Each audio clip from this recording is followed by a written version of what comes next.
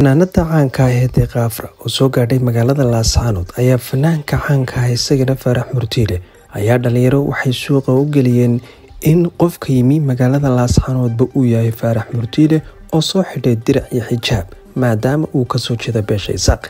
Haddaba arrinta xiisaha iyo sidoo kale qosol kale ayaa waxay tahay in fanaankii weynaa ee Faarax Murtiile isagoo ku sugan London dalkaasi Ingiriiska hurdada laga soo kiciyay lana sheegay in la yiri ninkii Faarax Murtiile oo beesha Isaaq ka soo jeeda in lagu arkay magaalada Laascaanood ee marxuumba. Telefoonno badan ayaa dalka gudihiisa iyo dibadiisaba lagaga soo wacay kuwaas oo sheegaya in ninkii Faarax Murtiile ahaa war Faarax Murtiilow magaalada Laascaanood miyaa tagtay, qoraallo kala duwan iyo sidoo kale xudud dhaadheer iyo wicitaan. Haddaba Faarax Murtiile qudhiisa ayaa hadlay oo wuxuu yiri warniyo anigu meeshii Laascaanood ma tagin, laakiinse haddaan tagayo iyo haddii kaleba waa dhul Soomaaliyeed oo waan tagi karaa.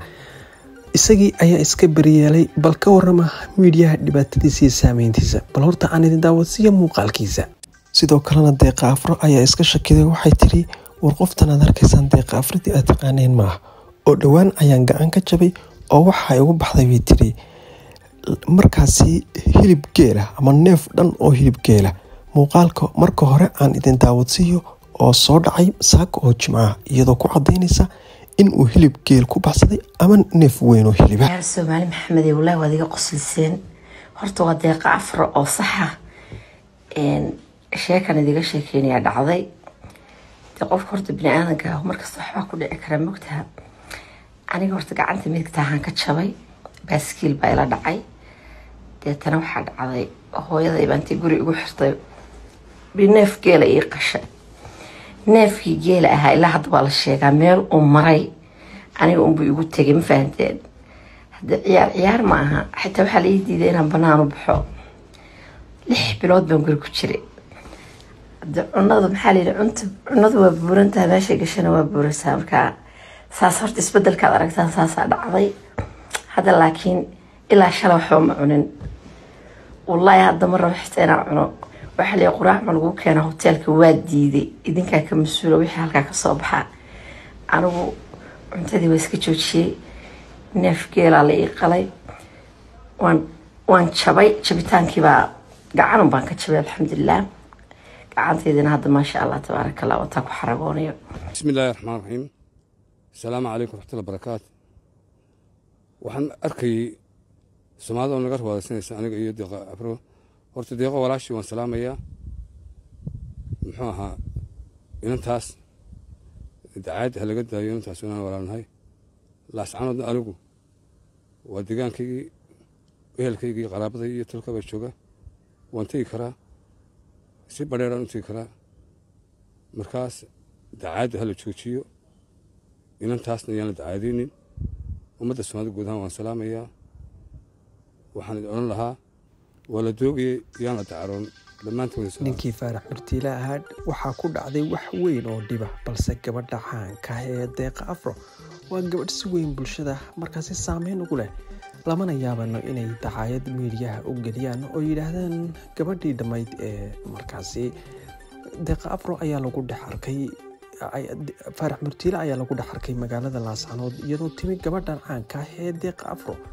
heesaheedana waxaa ka mid ah heestan Deeqa Afra. adduunkaanu naceebahay ismaala khiraabyada erayada nuxuuska xaggeeda dhimaantiyo yaadi ku soo wacay.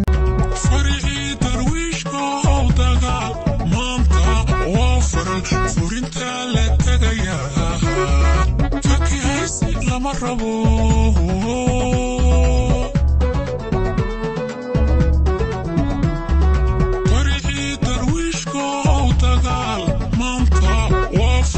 furinta la tagayaa.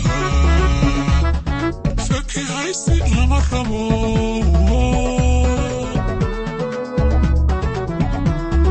ninka maanta fiige ka fakada jihaadkana. ninka maanta fiige ka fakada jihaadkana. firka wuu ka baxayaa magaciisu waa fulay. magaciisu waa fulay. ninka maanta fiige ka fakada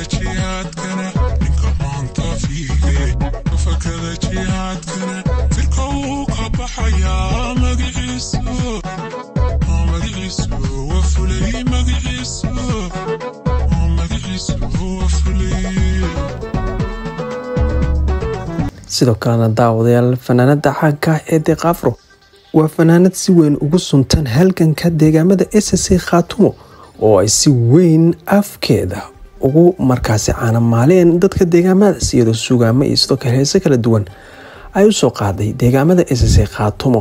fanaanadana warka laga sheegayo waa markaasi mid aan sal iyo raad toona lahayn.